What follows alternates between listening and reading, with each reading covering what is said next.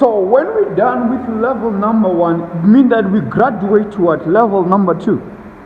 We are going to level number 2. Now we are going to solve quadratic equation by using what? Completing square. So we're going to use the completing square, and we're still going to be using the same equation that we have been working on. You know?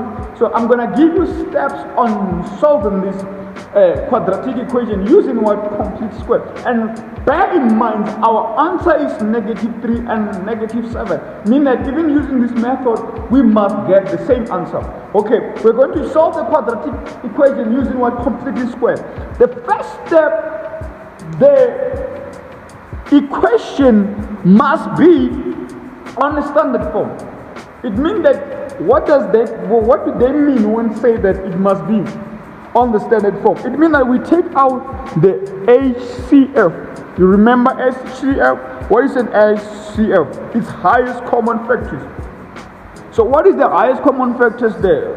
Literally is 1. It means that this equation is on the standard form. So when you complete the step number 1 of HCF, you graduate to step number 2. Step number 2 is state that A must be equal to 1. A must be equal to 1. Always. A must be equal to 1. Then you go to check the value of A. What is A then? A is equal to 1. It means that we also graduate the step number 2. We have to go to what? Step number 3, because step number 1 and step number 2, this equation, it already simplifies to it. Now, it's already simplified to it. So now we are going to step number 3.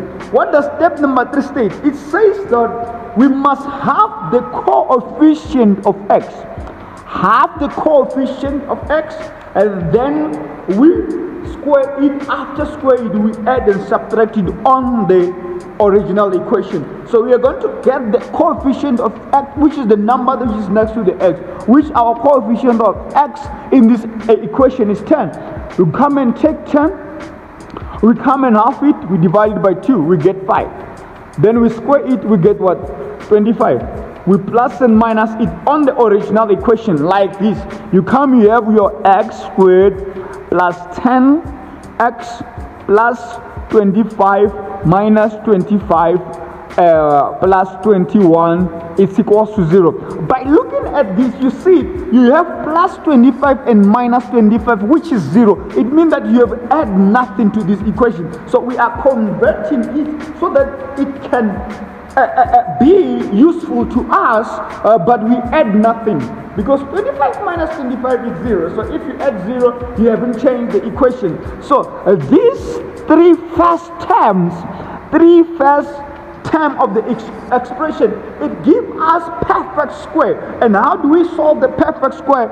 It's solved like this. It's factorized like this: x plus 5 squared. If you expand the brackets, you get this. This is our perfect square. Then we have these two numbers now. They can add each other. They are like them. What is 20 minus 25 plus 21? Which is what? Minus 4. It's equal to what? 0. So you see now. Now we have convert our expression in such a way that we can work with it. You understand me? Then now we have two unlike terms. We have the one that is have x and brackets, and the one that is also only constant. We must remove it. Now, I don't jump the number, guys. Then my students know we don't jump number, we remove it. So we're gonna have brackets x plus 5 squared minus 4 plus 4, which is gonna give us 0. It's equals to 0 plus 4. Because we add 4, we must add 4 at the other side. That's how you remove. This becomes 0. Then you're gonna have what? X plus 5 squared. It's equals to 4. Because you subtract by 0, you get this. You add by 0, you get 4. You understand? I don't jump number, guys. I don't jump number. So we just remove what we have to remove. Then after this step, what do we do? After this step, what do? We come and you see that we have squared them. We root both sides, square root of both sides in order to remove the square. You do this in theory of Pythagoras. I know you should remember. X plus 5 squared is equals to plus or minus 4 squared. You understand? Then this gonna give us what? X plus 5 is equals to what? Plus or minus 2. If you don't understand this step, there's another step of simplifying. Please go and watch my video. I'll show you the link. Then it's gonna help you in order to better yourself in these amazing topics. You understand me? So let's shift it a little bit up so that we can have a space. Then when we have this, now we solve for x. We solve for x now. Then we have your x plus 5. It's equals to, you have to plus or minus now. Then you first with the plus, or x plus 5 it's equals to minus 2. Then you come and remove step x plus 5 minus 5 it's equals to minus 5 that you introduce plus 2, or x plus 5 it's equals to, minus 5 it's equals to minus 5 plus what? Minus 2, which is minus 2, because we have minus 2 there. Minus 2. Then this give us 0. You have x is equals to, this give us what? Minus 3. Or x, this give us 0. This give us what? It's equals to minus 7. Now the answer are exactly the same. It means that the level 2 can work as well. Then we complete. We move on.